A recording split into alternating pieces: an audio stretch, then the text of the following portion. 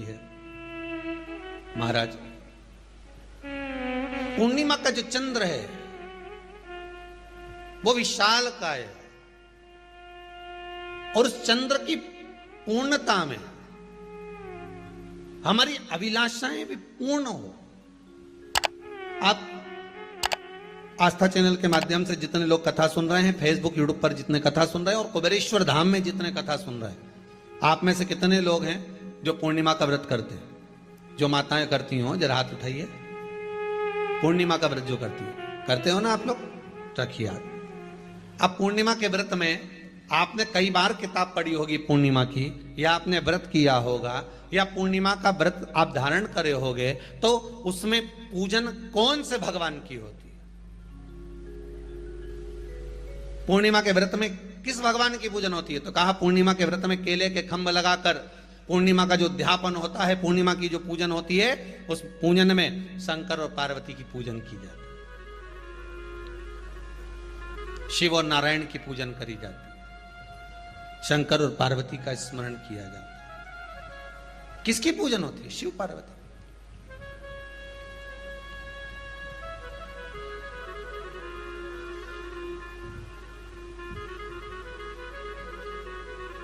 क्यों शंकर और पार्वती का पूजन क्यों करा जाता है पूर्णिमा के व्रत में? क्योंकि शिव और माता पार्वती ही केवल एक ऐसे हैं जिन्होंने अपूर्ण लक्ष्मी को भी पूर्ण बना दिया था। किसको पूर्ण बनाया है? लक्ष्मी। पूर्णिमा के दिन अगर आप शंकर भगवान को एक लोटा पानी अगर शिव को समर्पित कर रहे हो, श्वेत पुष्प को रखकर शंकर जी के ऊपर सफेद फूल को चढ़ाकर अगर एक लोटा जल भी, एक पात्र जल भी शंकर को समर्पित कर रहे हो, तो ये लक्ष्मी के लिए ही तो कर रहे हो। और कौन सी लक्ष्मी? पूर्ण लक्ष्मी। पूर्ण लक्ष्मी। आपको पहले भी कथा में कहा, एक बार भगवान विष्णु के सामने लक्ष्मी मैया ने बहुत तेज स्वर में कह दिया था, नारायण, दुनिया के लोग आपका नाम जपते हैं, दुनिया के लोग नारायण नारायण कहते हैं, दुनिया के लोग आपका भजन करते हैं, पर सत्य मायने में कहूं ना तो मेरे बिना दुनिया के लोगों की नहीं चल सकती। मेरे बिना दुनिया नहीं चल सकती, संसार मेरे बिना नहीं चल सकता। भगवान विष्णु ने कहा, ये तो गलत है लक्ष्मी आपका कहना। एक दिन लक्ष्मी को अहंकार आ गया। अहंकार के संबोधन जब माता लक्ष्मी करने लगी तो भगवान उसी समय पर भगवान विष्णु को क्रोध आ गया और भगवान विष्णु ने कह दिया, लक्ष्मी तू इतनी बड़ी बड़ी बात कहती है कि तेरे बिना नहीं रह सकती संसार। मैं तुझे कहता हूं लक्ष्मी, तू अपूर्ण है। तू अपूर्ण है, तू पूर्ण कब हो गई?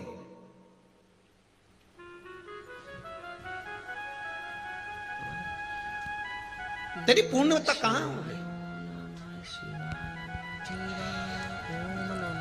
लक्ष्मी की आंख से आंसू बहने लगे। आज आपने मुझे अपूर्ण कहा। आपको मालूम है आप मुझे अपूर्ण कह रहे हो? आपको ये ज्ञात हो रहा है आप मुझे अपूर्ण कर रहे हो? भगवान कहते हैं, हाँ लक्ष्मी, मैंने तुझे अपूर्ण कहा। अपूर्णता का मतलब आप जानते हो ना? भगवान कहते हैं, लक्ष्मी मैं सब जानता हूं। लक्ष्मी रोती हुई माता सरस्वती के पास पहुंच गई। सरस्वती ने पूछा, क्या बात है लक्ष्मी, क्यों रो रही हो? लक्ष्मी जी ने कहा, क्या बताऊं सखी, मेरे पति ने आज मुझे अपूर्ण कह दिया है। तो क्यों रो रही है तू? अपूर्ण अगर कह दिया, पति ने ही तो कहा है ना, तो क्यों रोना? चल मेरे साथ। और सरस्वती मैया माता लक्ष्मी को लेकर सीधे पहुंच गई माता पार्वती के यहां। माता पार्वती के यहां जब पहुंची है, माता पार्वती ने लक्ष्मी जी को देखा और सरस्वती को देखा तो पूछा कि बात क्या है, क्या हो गया ऐसा, क्या हुआ, क्या है ऐसा जो तुम दोनों आज मेरे पास में आई? क्या हुआ? पार्वती जी कुछ बोलती, शिव जी का ध्यान माता सरस्वती की ओर और लक्ष्मी की ओर गया और भगवान शंकर जान गए कि आज भगवान नारायण ने लक्ष्मी जी को अपूर्ण कहा है। अब देखें माता पार्वती क्या कर सकती है, इसको पूर्ण बनाने के लिए करेगी क्या? क्या हुआ? माता सरस्वती जी बोली, लक्ष्मी को अपूर्ण कह दिया। अपूर्ण कह दिया? हाँ, तो क्या सोचना उसके लिए? इसको मैं अभी पूर्ण बना देती हूं। माता जगतजननी पार्वती ने गोदी में विराजमान गणेश जी को उठाया और उठाकर लक्ष्मी जी की गोद में दे दिया। ले लक्ष्मी, आज से तू पूर्ण हो गई। लक्ष्मी, आज से तू पूर्ण है। गोदी में जब तक संतान नहीं है तो नारी को लोग अपूर्ण समझते हैं, पर माता पार्वती जी ने संपूर्ण ब्रह्मांड में एक सिद्धता प्रदान कर दी कि अपने गोदी के लाल को, अपने गोदी के पुत्र को माता ने लक्ष्मी की गोद में देकर लक्ष्मी को पूर्ण बना दिया। वो दिन कौन सा था? पूर्णिमा का दिन था। पूर्णिमा के कितने व्रत होते हैं? बोलते जाओ, जरा जल्दी जल्दी बोलो। पूर्णिमा के नारियों को, स्त्रियों को अखंड सौभाग्य के लिए, जो नारी वैधव्य नहीं होना चाहती है, उस नारी को पूर्णिमा के कितने व्रत करना चाहिए? जिस नारी के यहाँ संतान नहीं हो, औलाद नहीं हो, उसको पूर्णिमा के कितने व्रत करना चाहिए? जिस नारी का पुत्र, पति बहुत बीमारी से ग्रसित हो, लग रहा हो कि ये मेरा बेटा बहुत बड़ी बीमारी में घिरा हुआ है, तो नारी को कितने व्रत करना चाहिए? स्वयं भगवान कृष्ण ने माता यशोदा को द्वापर में भी बताया है कि पूर्णिमा के 32 व्रत होते हैं। कितने व्रत होते हैं? 32।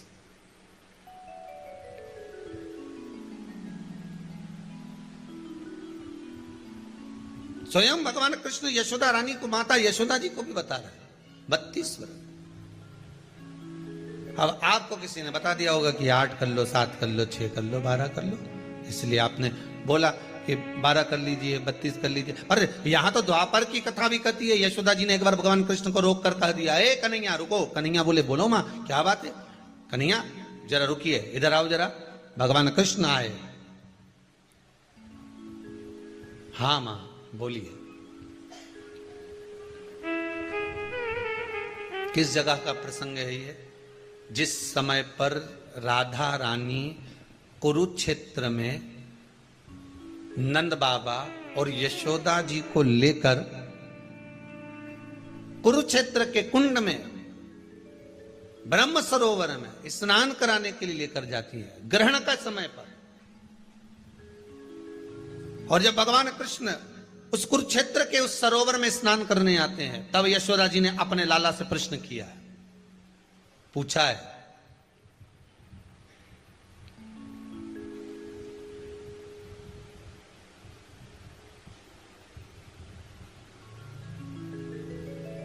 कि नारी वेधव्य होकर ना मरे।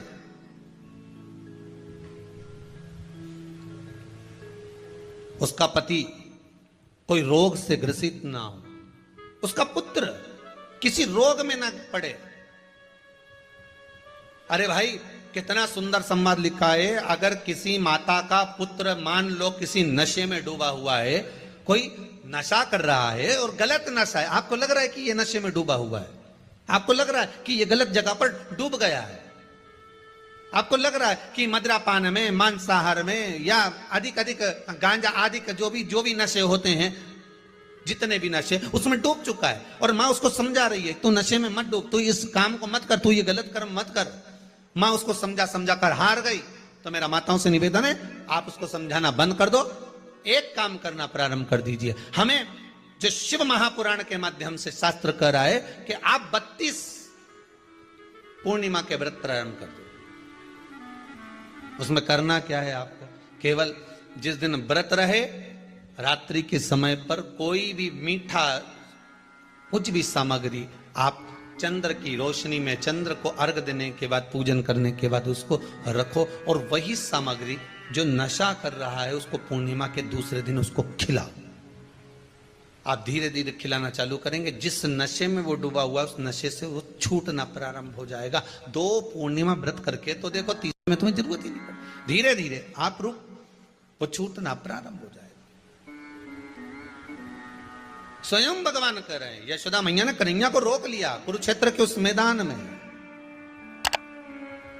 और भगवान कृष्ण का दर्शन माता यशोदा जी करी। बहुत बहुत दिनों के बाद माँ को आज माता यशोदा को लाला का दर्शन हुआ, बहुत समय के बाद, जानने के बाद, बहुत समय। जब देवता 33 कोटि देवता उस चंद्र के इंतजार में रहते हैं कि ये चंद्र प्रबल होगा तब जाकर ये चंद्र यहाँ पहुंचेगा, तब जाकर हम मंथन करेंगे, तब जाकर वो अमृत मिलेगा, और उस अमृत को देवता धारण करेंगे तो वो आनंद पा जाएंगे।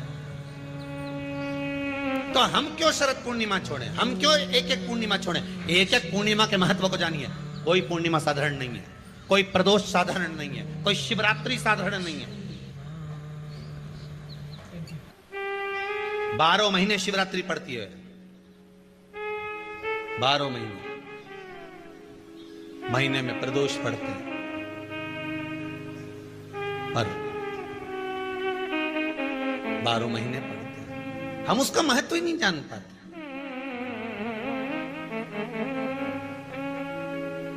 कौन से प्रदोष पर क्या करना है, कौन सी पूर्णिमा को क्या धारण करना है, कौन सी शिवरात्रि पर। कई लोगों को तो यहां तक नहीं मालूम था कि भाई श्रावण के महीने में भी शिवरात्रि आती है। वो तो बस लोगों के कि शिवरात्रि का पूजन हुआ, तो उसका स्मरण क्यों छोड़े हम? अगर ये वेद और शास्त्र ब्राह्मणों को दिए गए हैं, ये वेद और शास्त्र विद्वज्जन को दिए गए हैं, तो इसका स्मरण होना चाहिए कि हम निकालकर जनमानस तक ये चीज पहुंचाएं कि हमें इस दिन ये पूजन करना है, उसका स्मरण होना चाहिए।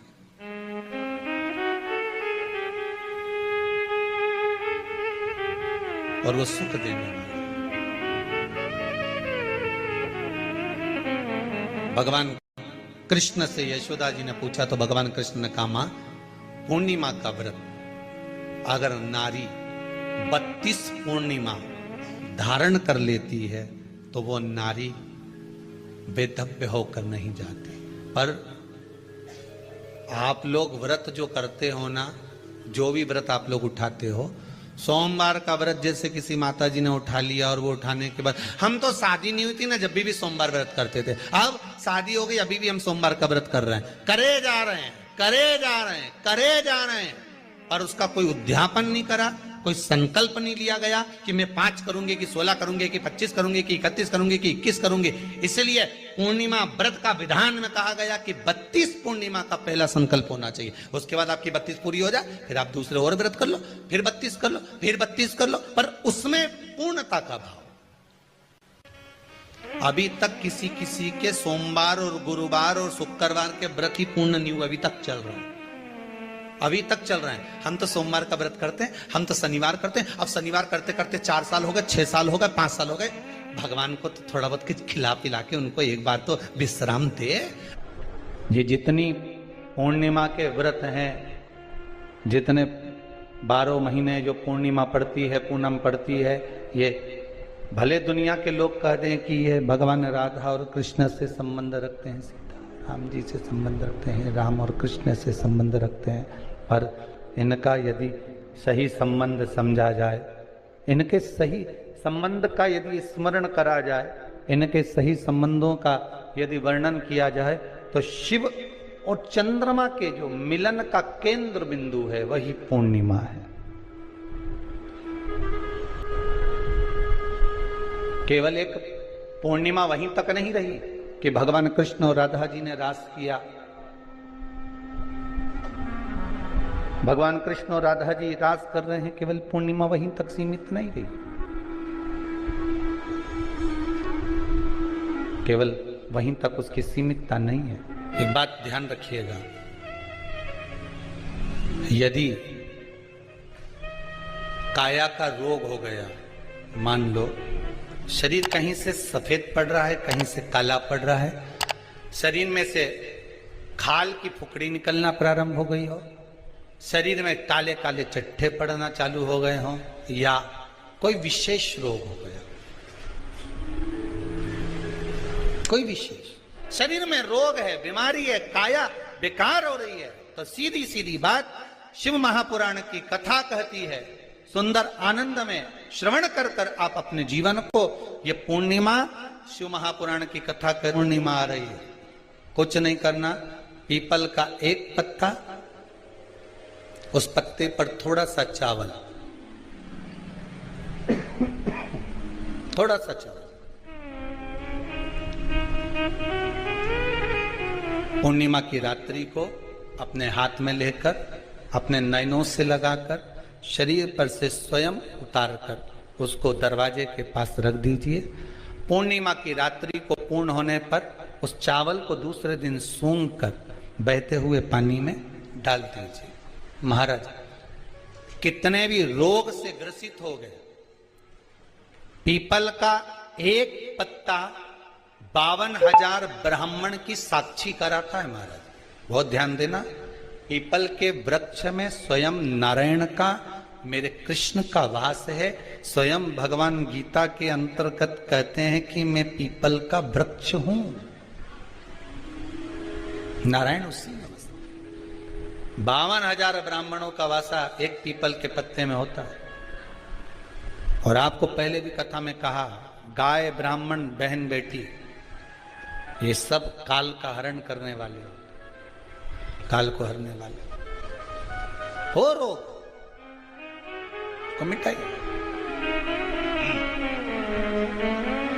शिव का स्मरण करो। पूर्णिमा के दिन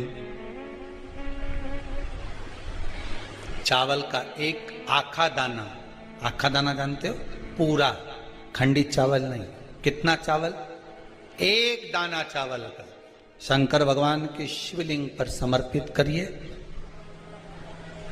एक बेलपत्र जिसका डंडी का मुख अपनी ओर हो, जहां से चावल चढ़ाया है, उस चावल के ऊपर अपनी कामना कर कर रख दीजिए और चंद्रमौली भगवान का स्मरण करिए। कौन से भगवान?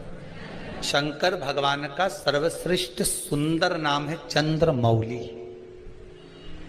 चंद्रमौली भगवान का स्मरण करिए, अपनी कामना कर कर बेलपत्र समर्पित कर कर शिव जी पर एक लोटा पानी, एक जल पात्र समर्पित करो, कलश से जल चढ़ा दीजिए, नैनों में वो जल लगाकर अपनी कामना कर कर वापिस घर को आइए।